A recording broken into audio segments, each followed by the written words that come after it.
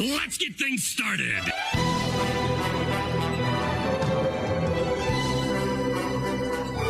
This hand of mine glows with an awesome power!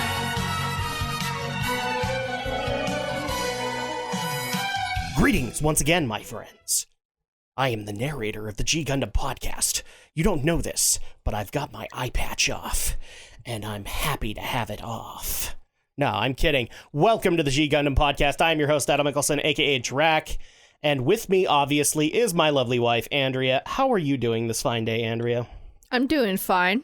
All right, and so we are here for the 8th episode, covering episodes 29 through 32. I'm going to try and cover like how many episodes we do from here on, because a few people get confused, like, which ones are you doing?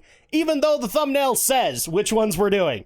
So I'm going to make sure that we cover that. But episode 29 through 32, we are moving a little bit further into the final rounds. In fact, a few of the episodes actually kind of hinted that, yeah, we actually are kind of wrapping up the preliminaries to head into Lantau Island. So at that point, we had a couple of other matches that had to go into today. So let's go ahead and get into the first episode without further ado, right?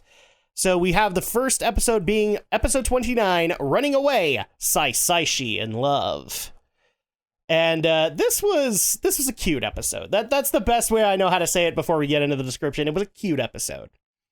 Am I wrong about that, or? No, it was cute. It was a very cute episode. So basically the setup here, a lot of people thought that, you know, you just follow DOMON and all of his matches. No, you actually do. They actually do try to follow the Shuffle Alliance members as well. And in this case, you had Saisaishi, the main plot going towards Neo Denmark's. I keep on getting it wrong, but it's not Neo Finland. It's Neo Denmark's Mermaid Gundam. And so we actually start the episode by watching Mermaid Gundam's previous match before this, which is up against, I believe, Neo Spain's Toro Gundam. And they get down to the final showdown, and Mermaid Gundam takes it. But in the meantime, we are talking. So we start seeing Saisaishi and Zuisen and Keiyun, but then Domon and Rain join in on it. I especially like the dig from Domon against Rain of like, I don't know why we're here either. You know I'm the team strategist. Jeez, she's got so many titles at this point. She's the mechanic, she's the assistant, or that she's the partner. She runs the Neo Japan console. She's the strategist. Is there something else? So she's a doctor. Is there anything she's not doing at this point? I'm sure there's more. She's not cooking and cleaning, obviously, but you know, Domon thinks she should change that and then gets the death look, right? Yeah. But, so in the middle of all of that, after the bout, Saisaishi, as he normally does, ditches Zuisen and Keiyun and decides to go hang out in, like, one of the markets in Neo Hong Kong. And is just walking up and down, trying the food as he goes up and down.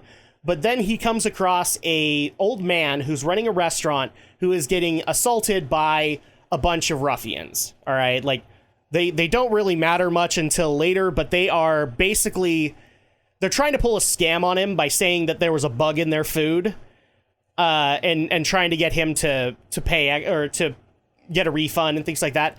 Except a mysterious girl comes out of nowhere and says, "I saw you take that bug out of your pocket."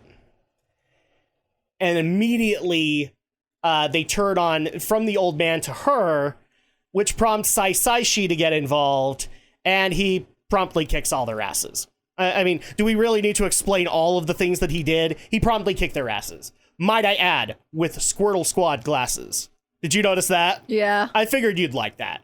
Right there. Those fancy glasses. that make him an honorary member of the Squirtle Squad. Because they are the same glasses that Squirtle wore in the first seasons of Pokemon. So, there you go. In the meantime, because of the ruffians injuring the old man, Saisaishi offers to step in to be the cook at his restaurant. And the girl who we would later know as Cecile steps in to be a waitress to help out because the old man got injured. And they're doing really, really, really well. And by the way, I should probably also add that Cecile has kind of caught Sai Saishi's eye. He's got a little bit of a crush going against her. Is that safe to say? Yeah. He's got a little bit of a crush going. They worked their butts off that day, and then they're walking home. And since they had such a great day, they separate. But as soon as Sai Saishi is ready to start turning away, Cecile calls back and says, he's probably not going to be, the old man's probably not going to be healed right off, so we should probably go and help him again. Kind of prompting another meeting between the two of them. Sai Saishi's excited by this, absolutely ecstatic. And we then find out by watching Cecile go home that she is the sister of Hans, the Neo-Denmark Gundam fighter. So he is the pilot of Mermaid Gundam. And all she ever told Sai Saishi about this was that her brother was down here on business. So she didn't reveal that he was a Gundam fighter. And he kind of reveals also, I'm just here with my two dads. And we get a little bit of backstory on Sai Saishi, by the way. Both of his parents are dead. So Zuisen and Keiyun are basically his guardians. So you thought I was kidding when I said my two dads. No, I wasn't in that regard. So what do you think about that? Well, that was quite interesting reveal. Yeah. Yeah. So he's basically grown up in the Shaolin Temple at that point. So he has a lot of loyalty towards it. But we cut to the next day, and while they are out helping the old man run the restaurant, Hans decides, because as he met with Cecile last night, she kind of brags about meeting a boy. And any older brother who hears that, I don't care who you are, you're going to go see what the heck is going on. And so he decides to go down to the restaurant and immediately recognizes Sai Saishi for who he is. And this is the other part I forgot to mention. He didn't tell Cecile his name. He instead said his name was Chicoline. So at that point, they kind of have a reveal of who they both are. And Sai Saishi kind of has that moment that a lot of us like to call the liar revealed, where all of a sudden, he's met this cute girl, he's told a bunch of lies, and now that they're revealed, he kind of runs off because he's ashamed.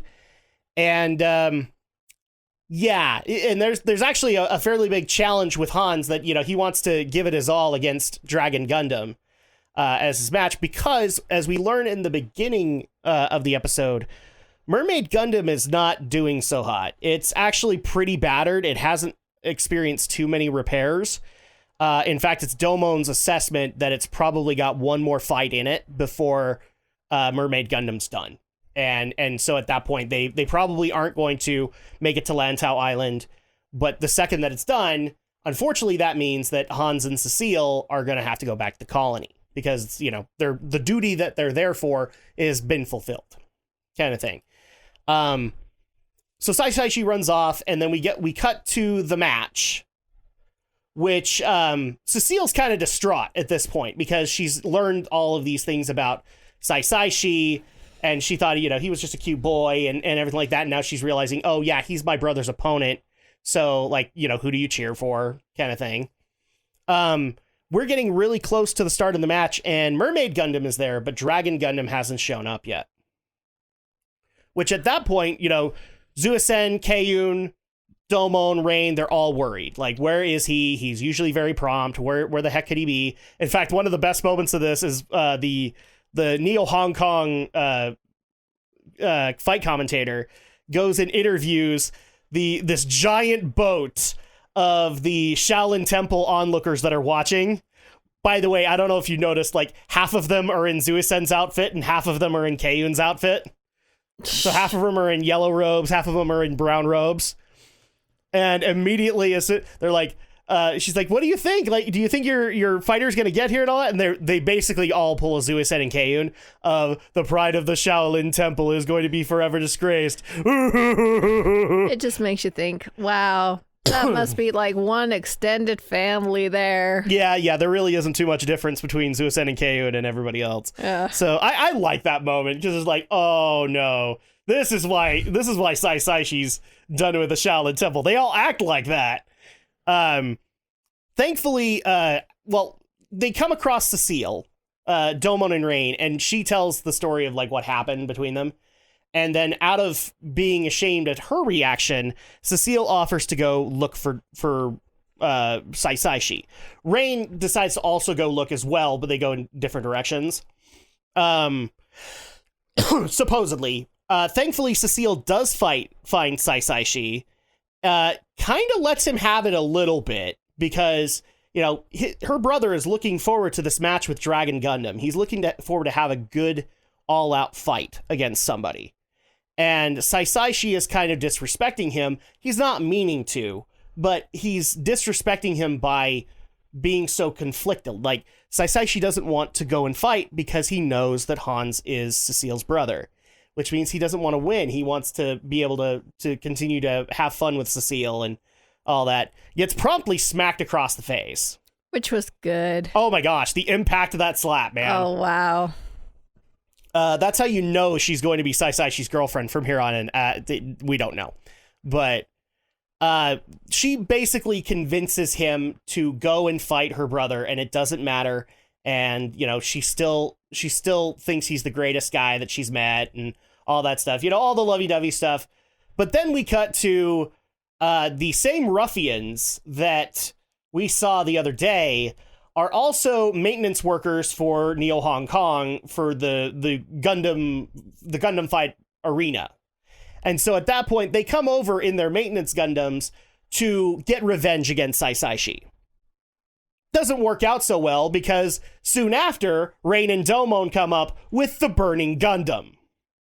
And so Domon's like, don't worry about these guys, I'll take care of them. Saisaishi, you go have your fight against Mermaid Gundam. And I want to say that they provided a threat to Domon, but they really, really didn't. In fact, the thing you and I were both laughing about really ecstatically was here he is unlocking hyper mode. Like he's going, I can feel the serene state of mind coming out. And all he did, because they decided to run around him in circles, and he just extends his foot and lets them trip. He's like, you pulled out hyper mode for that? He's like, I am just going to stick my foot out and just watch them I can feel the serene state of mind pushing me forward. It's like, okay. That was and even better, we got the Japanese trip of like, you know, from all three of them. And Burning Gundam, therefore, can add to his win streak 3 maintenance Gundams. Or 3 maintenance mobile suits. No, it's not in the official record. But we cut then to Saisaishi and Hans's fight, which is still pretty epic. Like, we're still kind of holding true to the idiom that we've stuck to, is like all of the really good fights so far, most of them have involved Dragon Gundam. And I would say, I'd like to say this is no exception. I mean, do you have the same kind of opinion? Was this fight better or worse than what you've seen previously with you know, like Saisaishi versus Domon and Saisaishi versus Argo? Is this better or worse? I still liked it. I mean, especially when they had their underwater fight. You know? I'm not going to say it's better or worse. I actually think it's kind of on par with Argo because there was a lot of... One of the reasons that fight worked so well was there was a lot of emotions invested in that. And that's kind of the same thing here. Hans is giving it his all, and Saisaishi, as an honorable member of the Shaolin Temple, has promised that he will do so as well. So it's got the same kinds of emotions that Argo and Saisaishi had, but you just have different kind of aesthetics to it. Instead of a big lumbering mountain of muscle, you're dealing with another agile fighter like Saisaishi, just slightly older. And we get to see all of Mermaid Gundam's specialties here. And let's actually get into our specs really quick on Mermaid Gundam. You know, we didn't think there was a whole lot to it, or at least when you look at it, there's not a whole lot to it. But, you know, because it's got the trident, obviously. Like, it's got that attack. But then when it actually hits the water, it can turn itself into a fish and increase its agility even more. Which actually adds, like, that's the coolest part of this fight, is that eventually it went underwater, which was Hans's element. And so we had a moment where Hans looked like he could have won against Dragon Gundam. I think, like, I mean, am I wrong about that? Did you think that Saisaishi might have lost as soon as they hit the water? Oh, if they hit the water? Well, as soon as they went underwater and you saw like Mermaid Gundam transform and it became a bit of a problem for Saisaishi, did you actually think that Saisaishi might lose? No, not necessarily. I think in a lot of cases the scales did tip in Hans's favor. Well, yeah. And Saisaishi had to adjust to more extreme measures to actually get the victory. And yes, Saisaishi gets the victory. What he basically does is wow, there's just such a fascination here. He rips his own arm off and puts it down on the seafloor to trick Mermaid Gundam into thinking he's destroyed him. And he comes out of nowhere and lands the killing blow on Hans. So at that point, it's like, oh, God. Saisaishi ripped his own arm off. And we know, like from previous episodes, you do that and you're going to have pain coursing through your arm. Mm-hmm. And he still fought the rest of the fight. Like, we've seen Argo do it and go through that pain. We've seen Domon do that. Yeah. And Argo, and those weren't, well... You could argue Argo's wasn't willing because he had to get out of the predicament he was in. Domon's wasn't willing because Argo broke it. Saisaishi did it willingly. Well, except for the time Domon dislocated his arm. You had to remind me of that, damn it. But yeah, so I think the fight overall was still pretty good. Oh, yeah. With Mermaid Gundam. But back to the specs really quick. What did you think of Mermaid Gundam? Was it lame? Was it cool? It was pretty cool, especially you can transform into that whale shape. Yeah, it was like a whale or a dolphin or something like that. Or a fish of some sort. Yeah, and so it basically becomes a submarine and gets a little bit more mobility in the water. Yeah. I thought that was actually a nice touch, considering that we knew, Dragon Gundam is an agile mobile suit, but it's not really built for the water. So at that point, he probably lost a lot of his agility when they transitioned to underwater. And I thought that was actually a nice touch, considering that we hadn't seen a lot of fights resort to underwater. The only one I think we've seen up until this point that did was when Shadow Gundam took on Viking Gundam, and it was pretty much done by the time the water happened. So you could almost say like, oh, well, he had a ring out, and that's why Viking Gundam lost. No, they can actually go underwater to do their fight, which is kind of cool. But unfortunately, Hans loses. And so Saisaishi has to say his goodbyes to Cecile and Hans. And in fact, they say a very sentimental goodbye and that they'll try to meet each other again someday. And Cecile decides to give him a nice little peck on the cheek. And oh my gosh, his eyes. They just went like they were half of his head size at that point. And straight red. I love that concept because we've always seen him as like this smarmy little brat. But no, now he's actually like, okay, we're invested in this character. And then he says goodbye to Cecile, like he watches her plane go off into space. And I like the speech that kind of ends the episode of Zuisen and Keiun realizing that they don't really have a child anymore. They have a young man, and that they should probably give him a little more leeway because he can make his own decisions, and he's made good decisions. Kind of thing. But final thoughts on Running Away, Saisaishi in Love. I would give it a 3.5. I'd be at 3, personally, but that's just because, like, I kind of wish there was a more happier outlook. Like, the Shaolin Temple found a way to keep Hans and Cecile there to watch the rest of the tournament. That would have been cool. I get why it had to end badly, but I think it's still, you could have had that ending, and I don't think it would have affected much.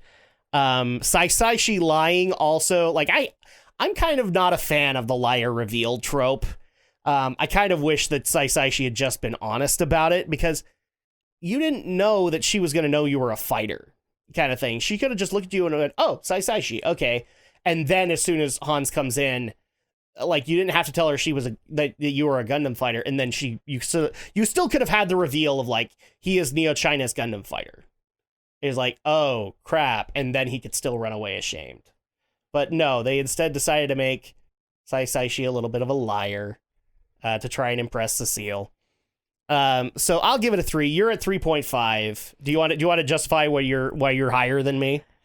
Probably just for the fact that Yeah, sure. It's kind of like, oh, great. Here we go with Saishi just trying to impress a girl and be like act like the bad boy, but doesn't want to know who he truly. That's really the other thing that kind of got on my nerves. He had to act like the bad boy. Really? I mean, at least at the end, he kind of is like, wow, it's not so bad to act like a gentleman to a lady and sort of thing. But just at the beginning, it's kind of like he's like trying to see if he can impress the girl of sort of. Well, I just find it funny that like he tried that bad boy shtick, and yeah, it got somewhere. But I would actually say he got further when he got all zen-like, when they were talking like on the docks and things like that. Because that personality of him kind of makes me think, oh man, is he gonna go and just like peek down her shirt or something? Like, You kind of were worried about that, weren't you? Well, you can't help it. In fact, I made the wisecrack, and you kind of got mad at me of like, now Saishi, don't pull up her skirt. Yeah. But I did like the whole scene where Domon and Rain are watching them just sitting there having their moment, and Domon was like, let's go over there. Yeah, I actually kind of like that too. And Rain got mad at him.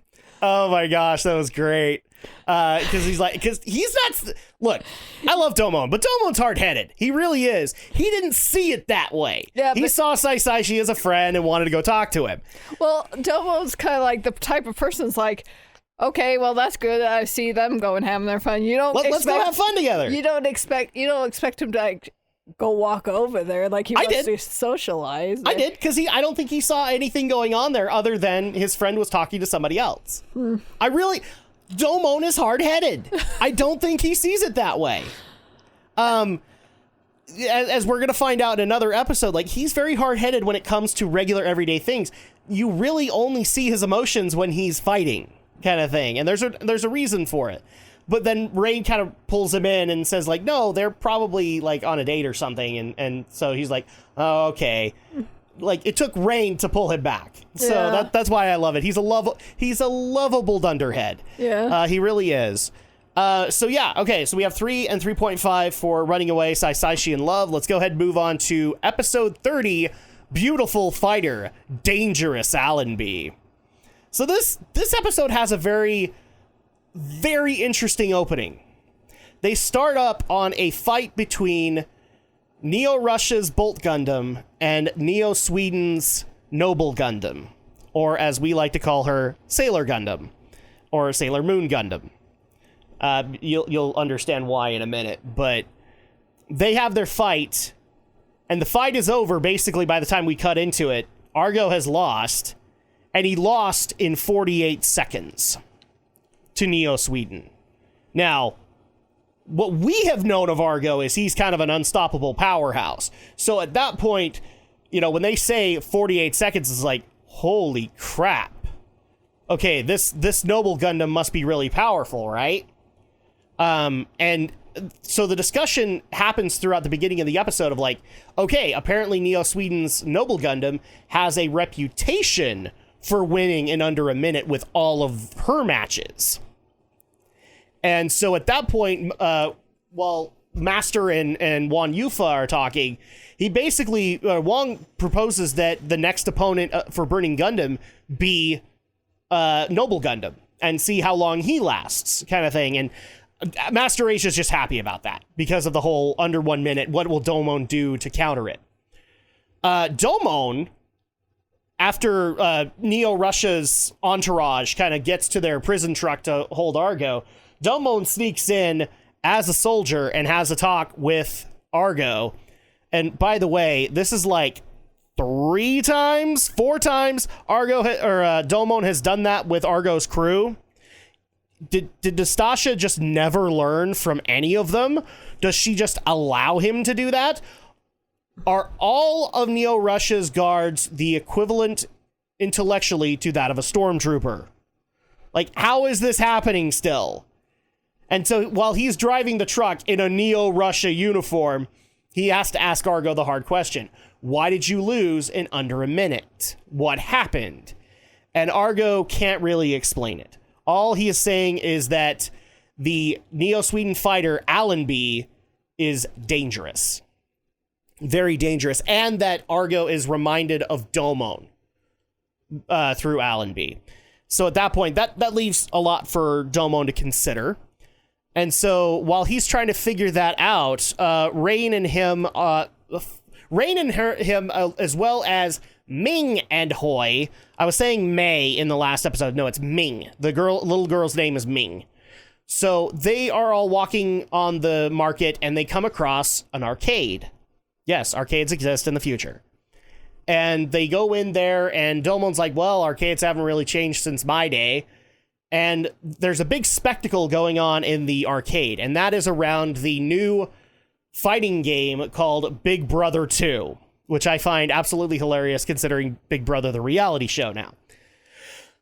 Where a girl is on a 16-win hot streak. She's won against 16 other fighters, and this is like a virtual reality fighting game. So, like, you put on the gloves, you put on the legs, you actually do the fighting in, like, this arcade bubble. This dome thing. Yeah, this dome, and then it's broadcast to the center area. So she's won 16 times, and the AI for it is like, any other takers? Anybody? And Domon's like, I'll try it. Are you up for fighting against a pro? And everybody goes, oh, that's Domon Kashu. He's the king of hearts. He's the guy who said he'd win in all of his matches. And so the girl looks at that and goes, okay, I'm fine with that. And we get to have a little bit of a fight scene between Allenby and Domon in the game. And they're pretty much equal through the entire thing. Like, nobody really gets the upper hand in the game.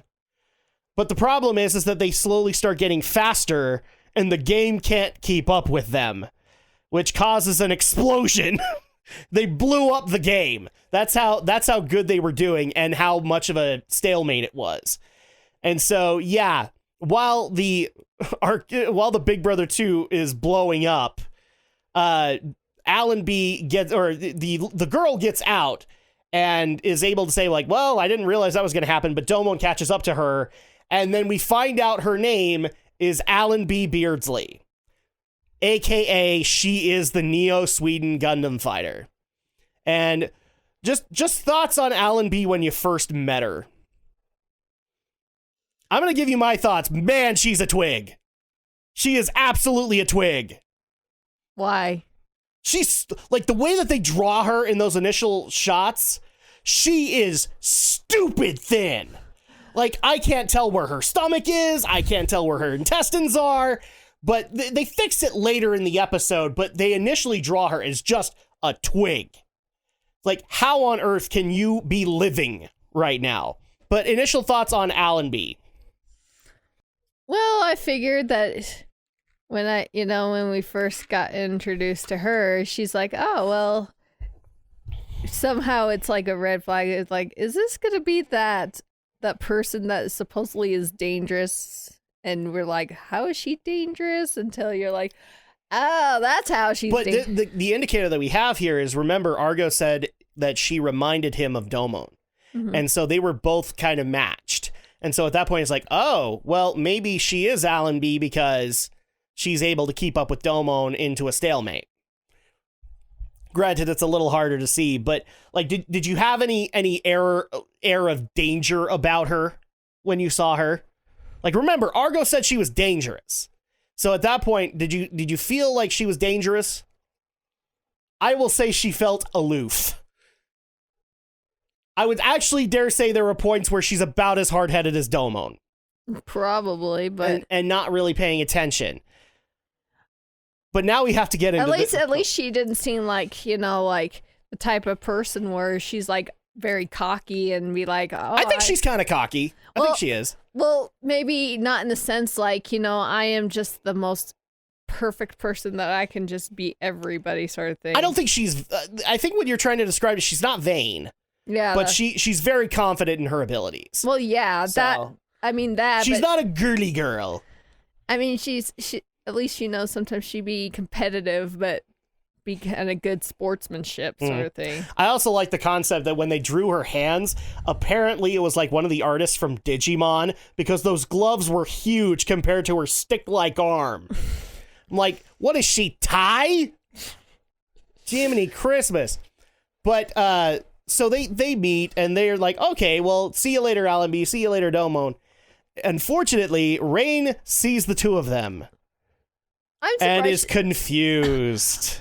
I mean, I thought she would have almost looked like she was gonna get jealous because I think that's kind of what they're setting up. Yes. Domon was like, complimenting on her skills and all that stuff, and had that look of like. Which, as far as like you and I, that's like talking shop. Oh yeah. To her, and Rain is immediately like, dun, that's a girl. He's talking alone with a girl, except he's not alone. There's like a crowd. Oh yeah. I would have been surprised if she hadn't been like. But is there any reason for, like, can we think of legitimate reasons why Rain could be worried? Like, she could actually be jealous? Because I think there's a big one. Like, Domon loves fighting. And it looks like Allenby does, too. So at that point, like, that's a big thing in common between the two of them. Mm-hmm. So, yeah, maybe. Like, maybe she has grounds to think that way. Like, you tell me. I could be talking up my butt here, Do you think that there's enough reason for Rain to be jealous because of their love of fighting? Yes and no, I guess, but... Okay. Do you want to explain the yes and no portion of this, or...? I think it's just more the fact that, well, sure, they both like fighting, but... something that's like, well, they have something in common, but she'd be kind of worried, like... What if he thinks like she's the greatest thing ever and start going dating or something? Which you don't really get that impression from Domon. Oh, yeah? Like, you get the impression of, like, he just met a really great rival and he wants to fight her again. Oh, yeah. Kind of thing. I don't think he was ogling her or anything like that. They didn't do the usual anime tropes of her looking hot to Domon. Like, Cecile got that with Sai Shi. Oh, yeah. But Allenby didn't get that with Domon. Oh, so I think that's something to consider. We then cut to the Neo-Sweden embassy, where we find out a little bit more about Allenby. Apparently, she's in the Neo-Sweden military, and she's been singled out because of her abilities to be the Gundam fighter for Neo-Sweden. And so at that point, they actually have a moment where she's kind of in a hospital gown, and they're all doing analysis of her, including analyzing her brainwaves for some weird reason, which she doesn't like. Like, she doesn't like that they're getting in her head. In fact, you kind of get the impression she does not like who she's working with at all. And aptly enough, as soon as they're all done with their diagnoses and everything like that, Allenby decides to sneak out and go to the docks, where she happens upon Domon training and lands on him very profusely on her butt. I don't know if she could have broken Domon's back due to the velocity, but there was really not much weight there. So Domon's like, oh, you are. She's like, oh, you are. And so they reacquaint themselves, and Domon decides to go back into the fishing boat where they're about to have dinner. To which they invite Allenby, but Allenby's like, oh, no, I possibly couldn't. And you have the anime trope of the stomach growling. Yeah. And so she has dinner, and she thinks it's the greatest thing she's ever had. And so you have like a little moment with Domon, Rain, and Allenby where they're just kind of talking, where Allenby just kind of admits she doesn't understand like how these guys live, because the way that it sounds is like she's been an orphan and was raised in the military. So at that point, she doesn't really understand Domon's way of life because she's never experienced it. But at this point, they both know that they are opponents in the next match. So they kind of say, like, let's give it our all in the next fight that we have. And we then cut to the fight between Domon and Allenby, and it's just as ferocious as we thought it was going to be. But we start to notice at the beginning of the fight, through Allenby and her team, for lack of a better term, like, she's saying, don't use it. I want to fight this my way. And they're like, okay, but the overseer of all of this is like, no, I don't agree, but we'll let you do it your way for now.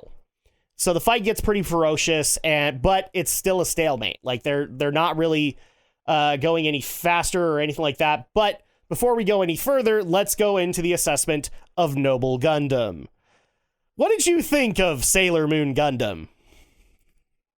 It It was a weird design. Do you know what I mean when I say Sailor Moon Gundam? Yeah. Okay, so you know the Sailor Moon outfit. Yes, I know the. Okay, so that's kind of the joke. Is Noble Gundam is made to look like a magical girl, and all of her weapons are based on being a magical girl, which sounds really weird considering we're talking about a girl who was raised in the military. It's not like she was taking professional ribbon dancing classes. But no, all of Noble Gundam's weapons are based around ribbons and hula hoops and all that stuff. And I'm just like, this Gundam is so not Allenby. In fact, her fight suit has a big old bow on it. Just like, what was your assessment of Noble Gundam when you saw it? I mean, it's a interesting design, but it's like kind of like, wow. That's probably I love it. It's kind of cheeky. It's kind of like making fun of Sailor Moon and having the fighter of Neo Sweden just be like a magical girl. It's really like, it's funny in that case for the trope, but it just seems out of place compared to all the other ones we've seen. Especially considering like a lot of the fight is fists and kicks and everything like that, and then occasionally she throws out her ribbon and it's like, this does not make sense in this fight. Like, you shouldn't be doing that. But you know, she does. Mm-hmm. But then the head of the Neo Sweden team is like, enough, start it up. And you could tell that the assistant who is watching her brainwaves and things like that, he's very cautious around Allenby. He wants to be nice to her. And he kind of makes the argument, well, they're doing really, really well, or she's doing really well. Do we really need to use it? And he's like, no, use it. And then we see the actual power of Neo Sweden's Gundam, which is basically a berserker mode. Because of their access to Allenby's brainwaves, they activate this system and it brings out her latent abilities and ups them to 120%. But it makes Allenby an absolute berserker. Like, she has no control over herself anymore. And you even see this by like seeing the red in her eyes and lightning shooting across her mobile tray system. And it almost looked like she's very much in pain during it. But after that, she starts promptly kicking the crap out of DOMON. But what DOMON's noticing is that there is, as he points out, there is no soul in her fist. This was something that I wanted to hold off on talking about, but we hear a line from Rain that is actually really well describes a lot of the stuff that happens in the final battles. Is that martial arts are people who communicate their feelings through their fists. And this is going to be a philosophy that we hear like through most of the final tournament arc, is true martial artists only can communicate their feelings through their fists. And so Domon notices her fists have no soul in them. There's nothing to them. They're blank. And that saddens Domon, because now he feels like this fight has been ruined. Because of that, he goes into hyper mode and promptly uses the erupting burning finger to stop Allenby in her tracks so that she's no longer being controlled by the berserker system. But really quick, I want to get into this. What did you think of Allenby going into the berserker system? Did you think it was cool? Like, did you feel like she was in pain? What came to your mind when you started seeing this happening? I thought that was pretty wild. Pretty wild as in how? I'm just like, I cannot believe they would go to that much extreme just to win Gundam fights. Hey, we've seen a lot of distinct advantages get played from other teams. I mean, you know, like Neo England, for example, used dummies and a foggy battlefield to gain an upper hand. And so Neo Sweden utilizing brainwaves, I mean, it isn't out of the question. I mean, Neo Hong Kong relies on the former King of Hearts. Like, that's a handicap right there. He is considered to be the undefeated of the East. He was the former King of Hearts, which means he is the best martial artist in all of Earth and space. So, you could say that that's a handicap right there. I'm surprised she's willing to go through all that just for that, you know? I would think she'd be like, nope, I don't want to have anything to do with this anymore. Well, but unfortunately she doesn't get a say in it. Oh yeah. because she's part of the Neo-Sweden military. So at that point, she's, she belongs to them, roughly. She is their associate. Mm-hmm. I don't want to say belongs, but by military rule, she does, because that's her assignment. Oh yeah. So at that point, like, it is kind of sad to watch. Like, you could tell she's in pain. She doesn't like it. It's very clear that she wanted to not use it this fight. And they went against her wishes. So we now know that the Neo-Sweden team they look at her as nothing more than a tool. Nothing more than a means to an end kind of thing, which is also very sad. But one of the added advantages of Domon's Burning Finger is that it basically wrecks the Berserker system. Like they say, like the control system is fried. And so at that point, they probably have to go repair it. But maybe, we could see a fight or two where she's not having to rely on that. Yeah. Who knows? Maybe she can prove herself to the Neo-Sweden team that she doesn't need it. But it is kind of a sad moment because, like, we're all enjoying the fight up until that point, and then the Berserker system gets activated. And what's really sad to me as a Gundam fan is that this is one of 2 instances where this was used. And both are amazingly sad when you see them, because I'm just going to go ahead and spoil this right here. They're both girls, little girls. So Alan B is supposed to be like 16, 18, something like that. The other indication from Gundam Build Fighters is the girl is like 12. And like she goes berserk and she loses she loses memory of everything that happens, which is kind of what happens to Alan B too. She kind of has like that werewolf aspect of like she goes berserker and then she doesn't remember what happened. Yeah. Kind of thing. Same thing happened for that other little girl, and both instances are just really sad to look at, especially since Alan B and the other girl are both orphans. And they've both been brought into a military program to mess with their brainwaves, kind of thing. And so that's a sad thing.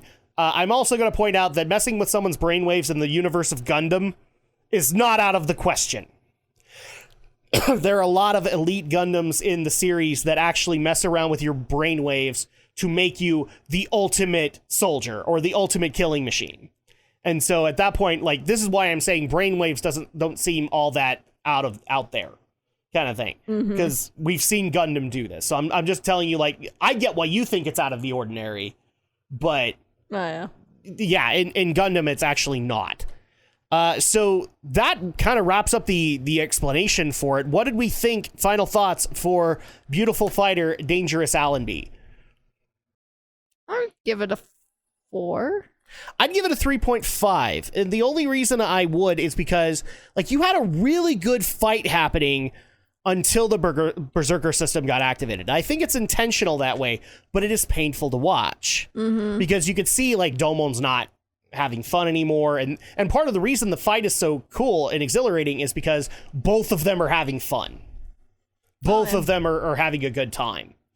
And so that actually takes things down a little bit. I wish we'd had a little bit more explanation into why Neo-Sweden relies on the Berserker system and why she was an ideal candidate for it, because they actually say she's like an ideal candidate for it. I would love to be able to get that, because in previous Gundam series, we do get that. When people start messing around with individuals' brainwaves, we get an adequate explanation as to why they're doing that with that person. They are the best candidate because this. So I'll give it a 3.5. Why are you giving it a 4? Just for the mere fact of, this is probably the first time Domon's actually enjoying doing something with someone who is just as equally like. Which is kind of cute. Like, it's kind of cute. He's got a friend. He's got a fellow fight friend that is a girl now.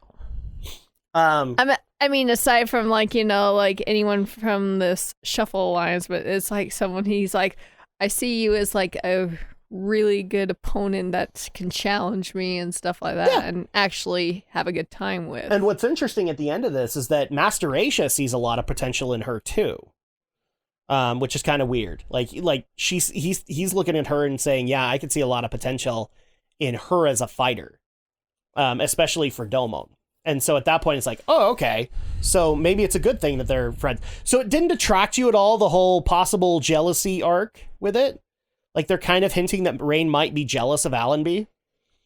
I mean, it's like kind of one of those things, like, you know, she's like, you know, like they got this special, apparently, partnership relationship, and she's like wondering, how's this gonna affect between her to Domon and Domon now to, you know. Mm-hmm.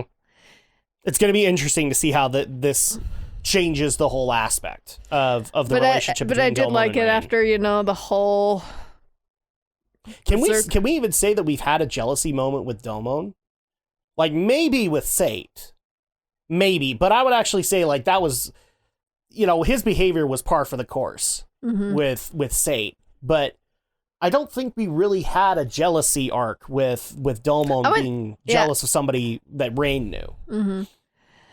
But then it was kind of nice after, you know, when they finally took care of that whole berserker mode. Then it's like Domon's like, you know, the whole let me rest, Domon. Yeah. It was kind of like, aww. Yeah. And do you think that that's actually a worry for Rain? Is like you had the moment where he was carrying Noble Gundam, or do you just think it was Domon? Like, do you think Rain's legitimately jealous by that? I wouldn't say she was like fully jealous, but I think it's just kind of like one of those like what if scenario things happen in her mind that she's like, yeah. I'd kind of agree with you there. I mean, it's just too soon to tell unless you see more episodes between those two, and then you wonder what Rain's thinking of the whole friendship between the two or something. Yep. Okay, so let's move on into episode 31, which is Dazzling Power of the Clown. Get mad, Gundam Maxter. So now we have an episode that's based around Chibity and his upcoming fight against Neo Portugal's Jester Gundam. And so we actually get to meet the pilot of Jester Gundam, and I can't remember, I think it's Romario Manini is his name. He is a clown, but this episode basically starts up with a previous fight between Gundam Rose and Jester Gundam, where Jester Gundam, it appears to be mimicking George's attacks, and that's why George loses, is because it mimicked the Rose bits. Kind of thing, and actually did it. So it's like, okay, well, George lost to this guy, so he must be pretty powerful, right? We then cut to Domon and Rain going to the circus. Wow, that's out of nowhere. Mm-hmm. Well, it turns out that the Gundam fighter for Neo Portugal, Romario Manini, is a clown at that circus. And so it's like, okay, we're going to go observe Romario and see if he's a powerful fighter. It turns out that also Chibity and the four girls, his entourage, think that's a great idea too, except Chibity's very mad that they're taking him to a circus. Like, out of normal mad at them. He is not happy to be there. He wants to leave every chance he can get.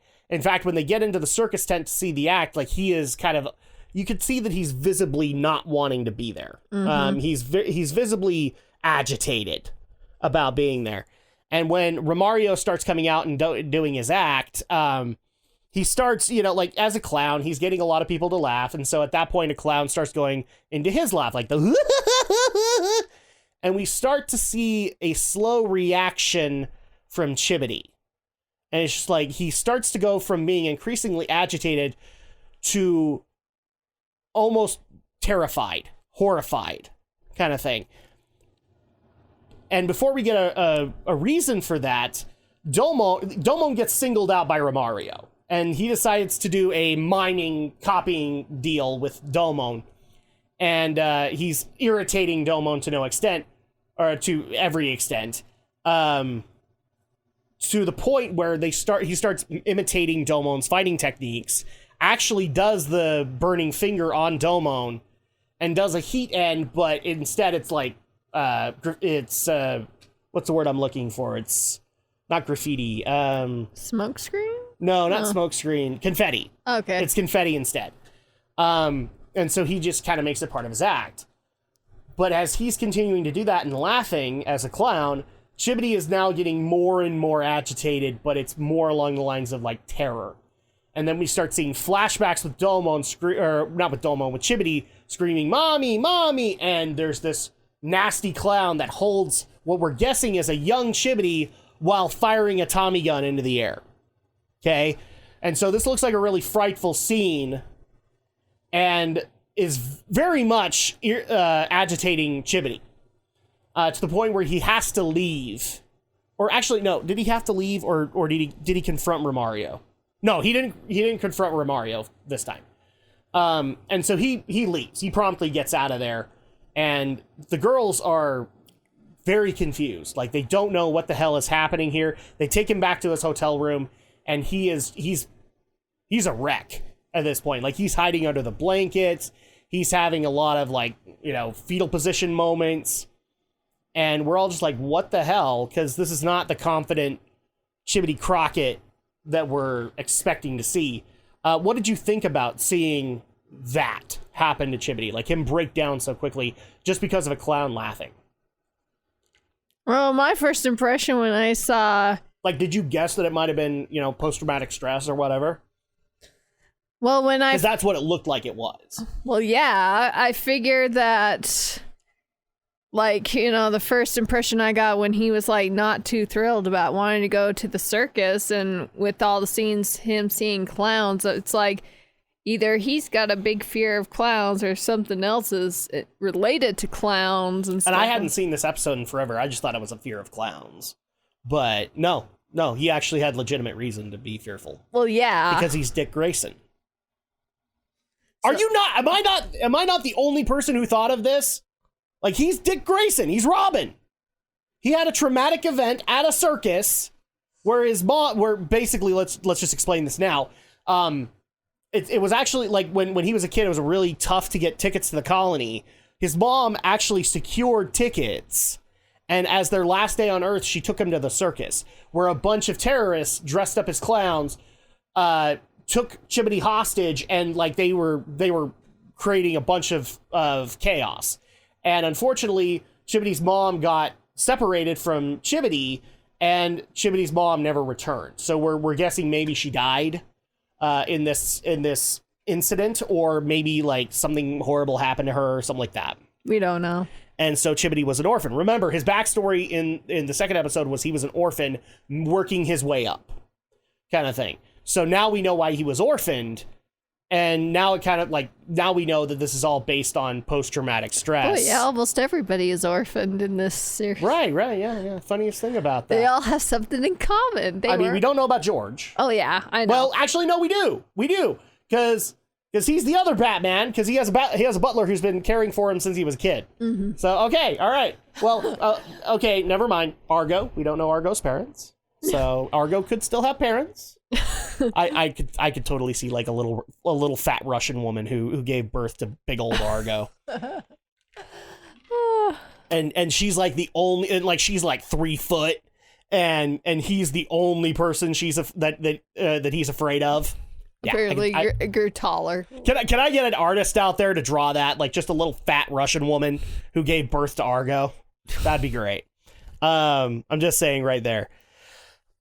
What's interesting, getting back into the plot, so Chibity's in bad shape, but I think it's Kath, this is going to sound really bad, the black woman amongst them. She notices that somebody has been accessing Chibity's records. Profile or record. Chibity's profile and background. And it turns out to be Romario Manini. He's been looking into this, so he knows about the post-traumatic stress, and it seems like he's using it to his advantage. To mess with Chibity's head, which in turn starts working really, really well, because Chibity looks out the window and kind of, after having a really bad nightmare, and sees himself. And so almost as if in a trance, he leaves the apartment and goes to the circus. And he is very visibly agitated, and he sees this image of himself that's super cocky, and it turns out that it's Romario messing with Chibity some more. Thankfully, Domon and Rain come in at that point and try and take care of him. I can't remember if I don't think Allenby was there. No, I don't think. But I'm bringing that up because we'll see Allenby again. But this definitely, like, unhinges Chibity to the point where he doesn't want help from anybody. he goes off to go train alone. Like, he goes and gets his boxing shorts and starts punching, like doing his training next to Gundam Maxter, and he's very distraught. I'm just surprised that he slaps one of his girls across. Did he slap her or did he punch her? I couldn't remember. Well, he did knock her down. He knocked her down. I know that much. He was very mad about like he's like, "Don't worry, I'm fine," and either pushes or slaps one of them. And they kind of do a bit of a domino effect into the others. Yeah. And then he runs off on his own.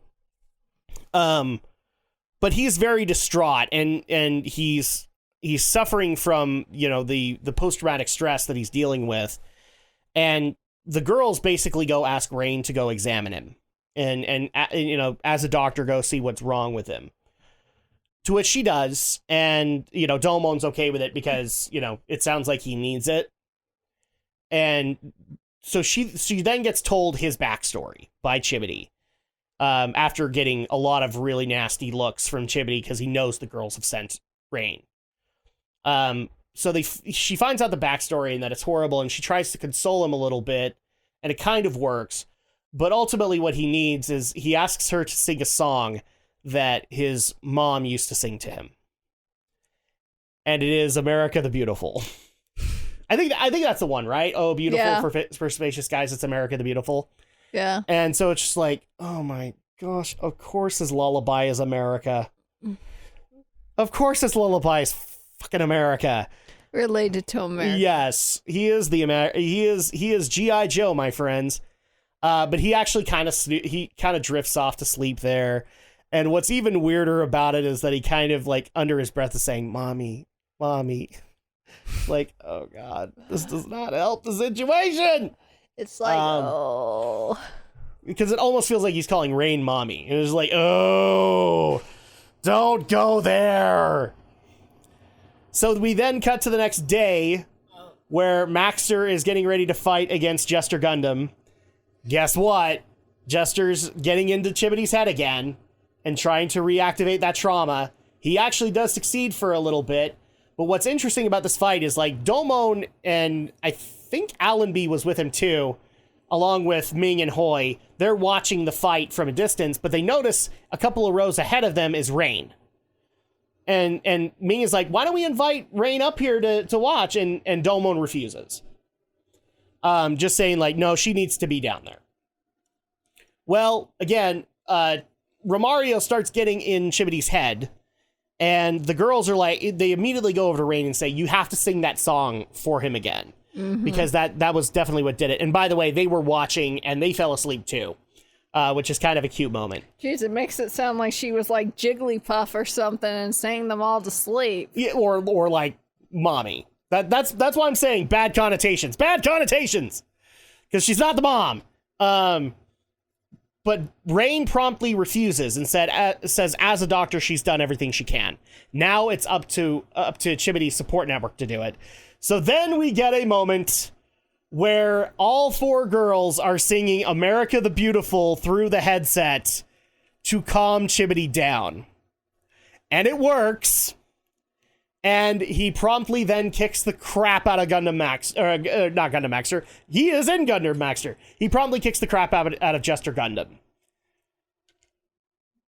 Which at this point is kind of satisfying considering the underhanded tactics that Romario is using.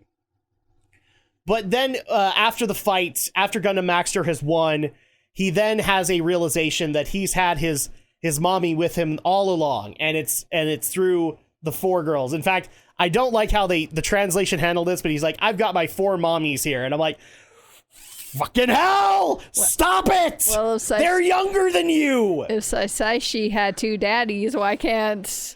But they're younger than him! Have four mommies. I am willing to go with Saisai's my two dads joke because at least that makes sense. Mm-hmm. They are younger than him, and we know from a past episode by a wide margin! I know. So that's why it's squicky, okay? It doesn't work. You should have just said, like, I something along the lines of, "My mom's been here the whole time." And that would have been more touching. But no, and we even saw it in the subtitles. I have my 4 mommies here, and it's like, so there you go. That's kind of the wrap up for this episode. Final thoughts on Dazzling Power of the Clown, Get Mad, Gundam Maxter. I don't know, maybe a 3? Okay. And explain why a 3. What would your score be? I'll give my score in a minute. Why are you giving it a 3? I mean, it was great and all for the whole backstory for Chibity. Yeah, we actually got a character episode for Chibity. Like, we've gotten character episodes for Chibity, but they were kind of useless. They didn't really further his development or anything like that. In fact, like, we both made fun of the Guyana Highlands trip. Basically like, oh, you're weak, Chibity. You need to come find us. And it's not really character development for him, more for them, and it doesn't really feel like it helps him. But this episode was genuine character development for Chibity, and kind of touching in a way. Yeah, I mean, the story was great. The story with that was great, but I think I still am kind of annoyed with the whole support group that he has. It's just the 4 girls. Yeah, this still drives me crazy. It was awkward on some points. All kinds of awkward with the whole singing and the whole clown aspect was just like, okay, just freaking Chibity just punched that guy in the face and just yeah, exactly. That's why that ending of the fight is so satisfying, is that he punches him so hard that his mask falls off and shatters. Because we all thought that clown thing was makeup. No, apparently it was a clown mask. So yeah, that happens. I'm going to tell you right here and now. The first half of this episode, I was willing to give this episode a score of a 4 out of 5. Because it was actually telling a legitimate backstory for Chibity that was interesting, and it played into why he rose himself up from the slums, because he didn't want to feel that way ever again. Except what he did was he tucked it in and never dealt with the past trauma. And so it actually was really cool character development. But the second half of this episode immediately moves it down to a 2.5. Why does it do that? Because of all of the squeaky and awkward with the songs, but it gets a 0.5 point for that punch. That punch that ended the fight was so satisfying at the end of it that it saves it in that tiny regard. But it does not save Chibity's 4 mommies. Oh God, that's still cringeworthy to think of. So yeah, it's a 2.5 for me. And the main reason being is that the first half was awesome, and then that second half ruined it. Those girls ruined Chibity's character, as far as I'm concerned. But yeah, 2.5 for me. It makes it sound like the girls were doing like a quartet chorus or something like that. They did. They did a chorus of America the Beautiful. And I mean, I'm not knocking Rain or them singing it, because I know the voice actresses actually had to sing it. But at the same, I have no problem with that. Oh, yeah. What I have a problem with is hearing Chibity under his breath saying, "Mommy." I know, that just makes... What I have a problem with is him saying, "I've got my 4 mommies here." That's what does it. So this isn't a problem with the actors. This is a translation problem. And a very bad one. And it makes me feel ew inside. So that's my opinion on that one. But let's move on into the final episode that we had today in this episode, which was Dangerous Trap, Neros Gundam Strikes Back. Now, this is a big question that we've had since the final round has begun, is the appearance of Neros Gundam and Royal Gundam, 2 victories that we know for a fact were given to DOMON. And these guys are back. They're not eliminated, they're back. Which is a big why. Why are they back? So that's kind of the aim of this episode. We kind of start the episode off in a random restaurant with 4 Gundam fighters all lamenting their losses, all right? And what's funny about this is that they're all lamenting their loss to DOMON Kashu. But one of them, as we're going to point out, didn't lose to DOMON. So the four people that are there are Carlos from Neo Spain, which they actually do tell in the backstory of this episode. The last fight that DOMON had was against Toro Gundam. So at that point, he's the most recent loser against DOMON. Next to him is Markalot, so the pilot of Zeus Gundam. Next to Markalot is Shijima, pilot of Cobra Gundam. And the fourth seat is occupied by Romario Manini, What is he who we doing there? just barely saw lose to Gundam Maxter. So how is he? They don't explain it at all, why he is lamenting about losing to DOMON. Because they don't even say that, like, Jester Gundam has faced DOMON. But no, Romario's just there, and they're all talking about how they were losing to DOMON Kashu, the upstart kid who says he's going to win all of his matches. And it's awkward. It's incredibly awkward when you see Romario there. It's just like, we just saw you lose to Chibity. We know you lost to Chibity. But then, out of nowhere, while they're lamenting their losses, but Carlos isn't necessarily of that opinion. Like, he feels DOMON won fair and square, whereas all of them think he's just an upstart kind of thing. But then they are immediately joined by Michelob Chariot, who decides to take them to a random bar because he has a plan. Which, thankfully, as we see this conversation, Allenby is eating at the same restaurant and notices all of them lamenting DOMON Kashu, and then Michelob coming up and saying, I've got a plan to take care of him. And she decides to follow. They go to the restaurant, and she can't hear what's going on or anything like that, but she does see that Carlos does not agree with the plan and walks off. But Markalot, Romario, and Shijima are all agreeing to it. So that's very interesting. We then cut to DOMON and Rain. Or actually, was Rain there? I don't think Rain... No, Rain wasn't there. DOMON is out there kind of looking at the moonlight and trying to figure out what the heck he's doing, where we get a nice little conversation between Ming and Hoi about how he doesn't understand girls. And then he sneaks up on them and goes, oh, could you explain girls to me? Mm-hmm. I love that moment. I thought it was really good because they had Ming getting all catty, and then DOMON comes out of nowhere and says, oh, so maybe you could teach me about girls. Well, yeah, because he's like, because Hoi is like... But it's basically he caught them when they were out of bed past their bedtime. Yeah, it's like, you don't... It's just because you wouldn't understand what's in a girl's mind or something. Yeah, exactly. And so, could you teach me? Kind Oh, poor DOMON. What are you thinking? To DOMON, like, fighting is all that makes sense. Yeah. And to him, women are... It's like the book says, men are from Mars, women are from Venus. Because he just doesn't get them. They're from another planet. But I liked how he caught them and then shoved them off to bed. Mm-hmm. But then he gets... Oh, I can't remember who comes up and tells him, but he finds out he has a call at the harbor.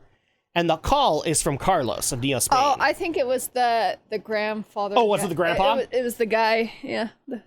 It was Old Man Wonderbug, because I still like bringing that up. So he talks with Carlos. Carlos wants to meet him in secret at the Neo Spain embassy. And so, but he doesn't tell him why. And so DOMON's like, okay, well, I'll go there. He goes there, to which I think Allenby joins him and is like, what are you doing out here? And he's like, I'd like to know myself. To which at that point, they notice an explosion happen at Neo Spain's embassy. And it turns out that the explosion was in Carlos's suite. Because he comes out and we see his representative like, Carlos, you have to wake up. You have to wake up, Carlos. And DOMON's like, okay, what the heck happened here? Allenby kind of mentions, I think I know what might have happened. I saw him with a couple of other Gundam fighters and Michelob Chariot go to this restaurant. So they go to the restaurant. DOMON, for lack of a better term, twists the arm of the bartender to tell him why Michelob was here. Doesn't really work. He has to wreck a bouncer too. But Michelob comes out of nowhere. He's just like, I'm not hiding. You can go ahead and confront me. So Domon chases Miccolo to a random building, and they get into a little bit of a fight where Miccolo, it looks like, is resorting to old tactics, like his old silver feet. But Domon's like, you can't beat me with that. And then we find out that Miccolo has unlocked a new ability called the Spectrum Beam Kick, which is basically now his ultimate attack. And it actually does catch Domon off guard. So at that point, it's like, okay, Domon is now curious as to how he learned this new technique, but more importantly, he wants to know why Miccolo is in the finals. Actually, no, he runs into Miccolo, and then what happens after the bar is that Wang Yunfa, that's right, Wang finds them and brings them up to his suite, where he does actually try to ask Wang why Miccolo is in the fight. And Wang basically gives a non-answer. He's like, well, I can't give you I can't meddle in the dealings of other nations. Well, yeah, and plus he's like, well, if you want to know, you're going to have to beat him. You're going to have to confront Miccolo. So at that point, Domon's like, okay, I'll do that. And the match is set. Burning Gundam versus Neros Gundam. We cut then to that match where they're already... Oh, wait, did they do a training thing with Domon? No, he was just trying to figure out the Spectrum Beam Kick in his head, I think. And Allenby was maybe like... No, Allenby didn't explain anything. He was just trying to figure out how to do that. So we cut to the fight between Burning Gundam and Neros Gundam, to which the Spectrum Beam Kick is used again, but this time Allenby pipes into Domon. Seriously, that Neo Japan console, it needs a lock. Everybody gets in.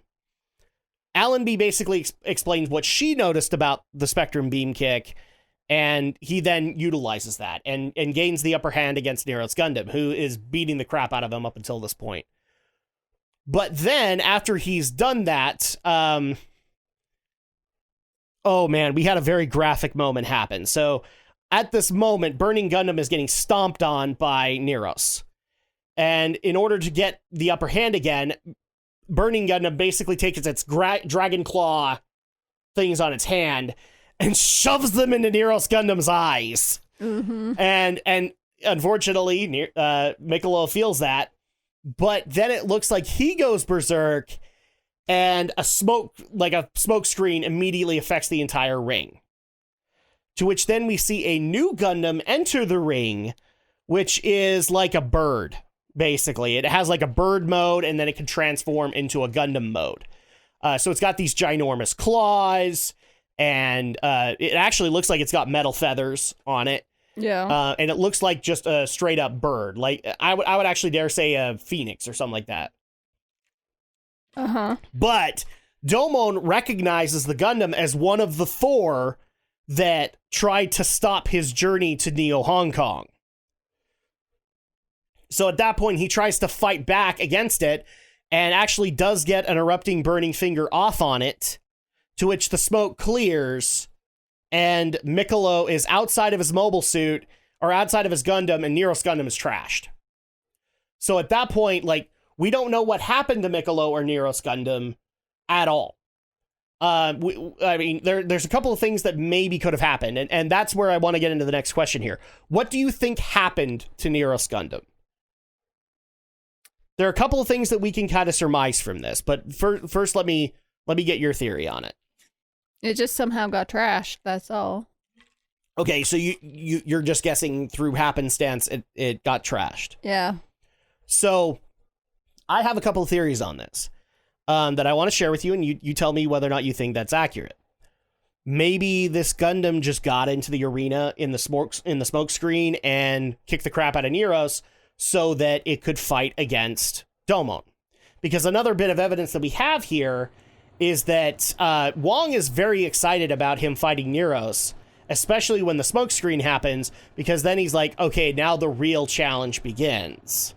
So almost like, okay, maybe Wang worked out a way for this Gundam to get in to fight Domon, and he just trashed Neros Gundam.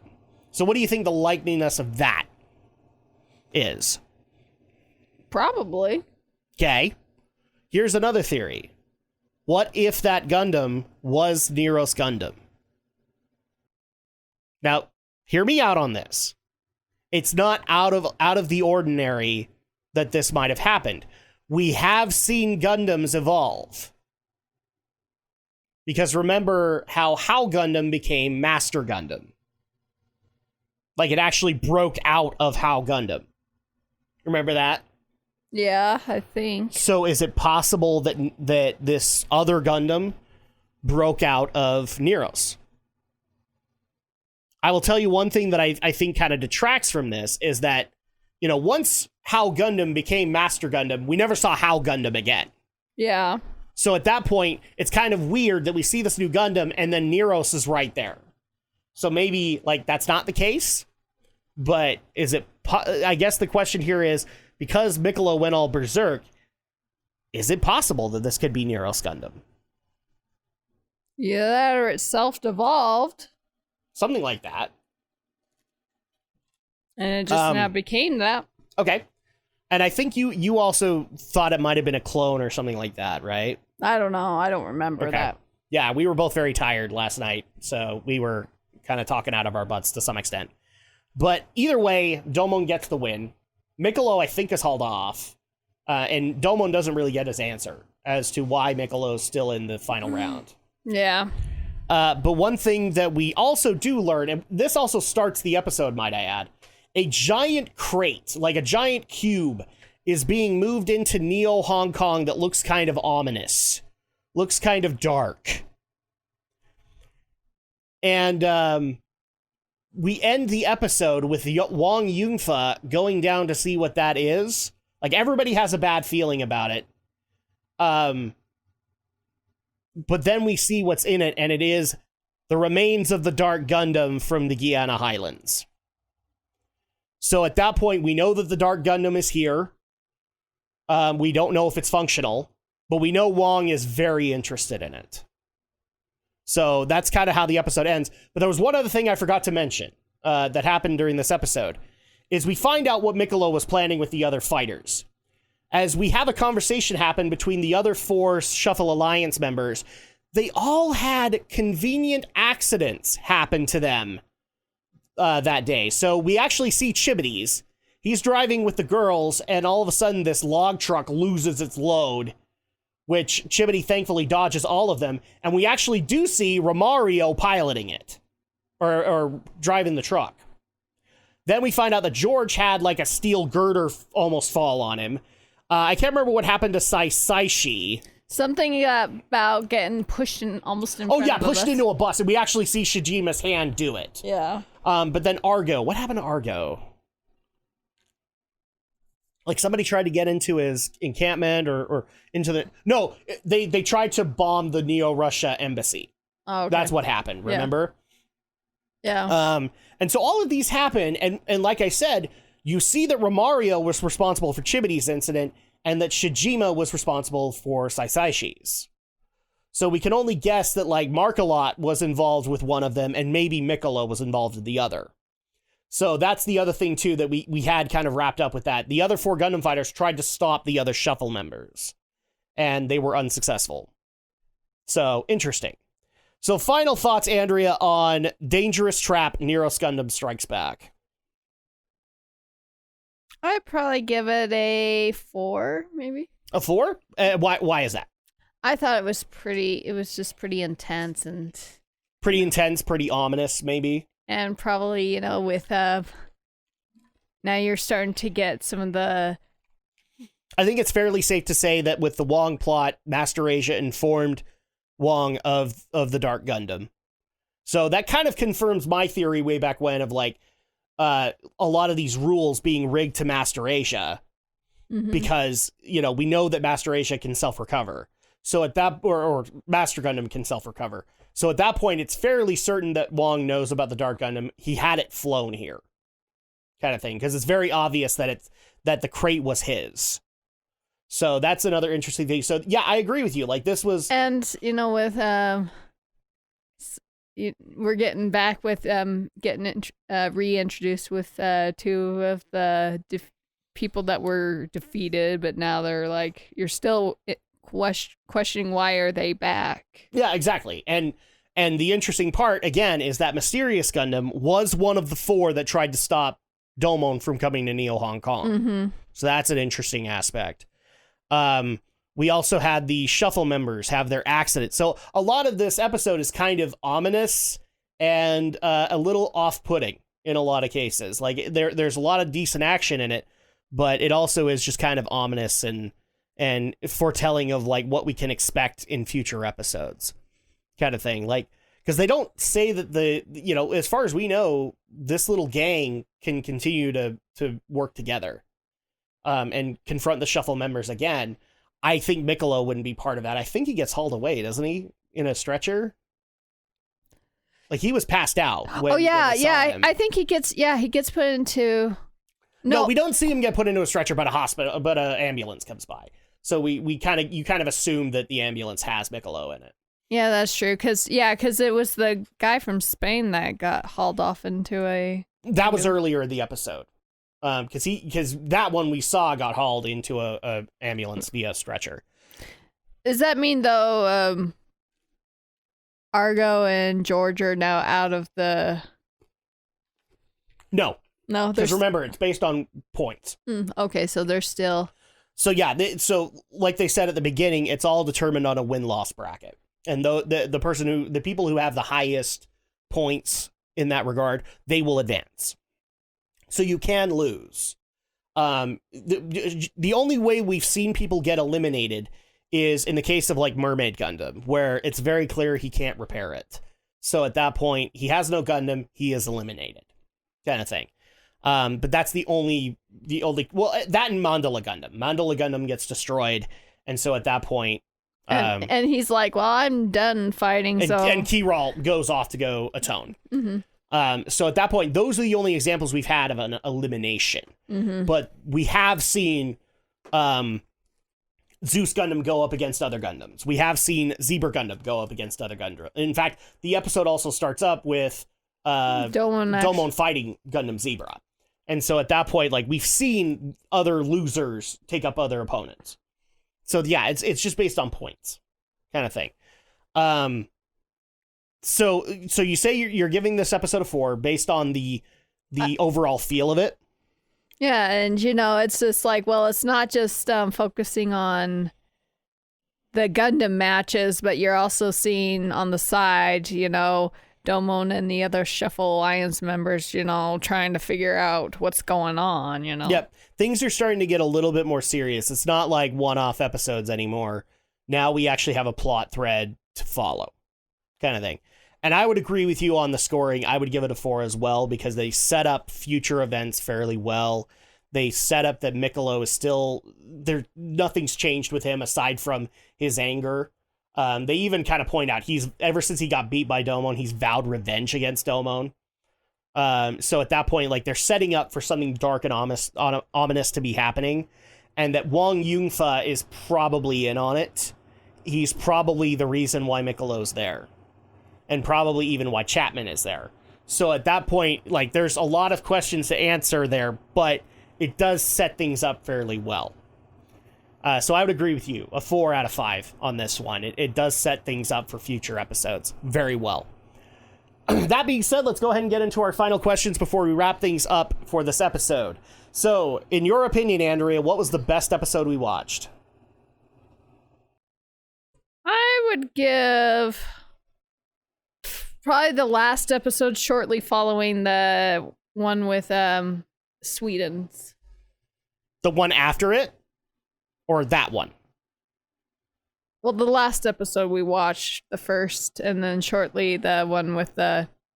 Okay, so I'm confused by that. So you would give it to Dangerous Trap, Neros Gundam Strikes Back? Yeah. Okay, so Neros Gundam Strikes Back is the one you'd give best to. Yeah. Okay. I'm gonna go ahead and give credit over to Beautiful Fighter Dangerous Allenby. Just because of the fact that we now had another fighter to get invested in. Like, we see Schwartz, and Schwartz is still there, but he's more used right now of like, oh, things are really ominously happening, kind of thing.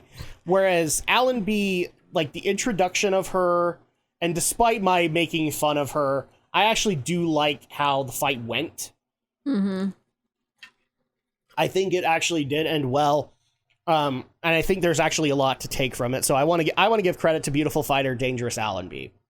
I still find it really funny that you were like, how does Schwartz do that? Like coming out of the ground. Yeah. Can I get into that? When the Shuffle members are all talking in the last episode about their accidents, Schwartz comes out of the shadows, which I call bullshit on, by the way, because Gundam is a sci-fi series and that's magic shit happening. All right, that's shit you would expect out of fucking Naruto, not G Gundam. I'm sorry, I have to say it. I'm calling bullshit, but yeah, that was funny. It doesn't take it down. I think it's still a 4, but Oh yeah. So what was the worst one? I wouldn't say it was worse, but probably the first one. It just kind of seems awkward with the whole. So running away, Saisashi in love. Yeah. You didn't like the lovebirds? I mean, it was fine, but it was probably not one of my. You're not really into romance stuff that much. I don't know. I mean, you get invested into stuff like that. On some. Like I've seen you watch chick flicks, but occasionally, I've always kind of gotten the impression that you have to be in the mood for it, and you probably weren't in the mood for this one. I mean, it was cute, but I would just say, it just seems still kind of awkward. You're seeing Saisashi just haven't, it's like, is that really love or is that just a crush that It's just a crush. I know. But that's still cute. I'm going the opposite. I'm going Dazzling Power of the Clown. Get mad, Gundam Maxter. Because of that last fucking F of Chibity and his 4 mommies. Okay. Best fight of these 4 episodes, because we did this, I think, last episode too, since we had consistent fights going on. Best fight. So the four that I'm keeping in this discussion are, so for the first one, it was Mermaid Gundam versus Dragon Gundam. The second one is Burning Gundam versus Noble Gundam. The third is Gundam Maxter versus Jester Gundam.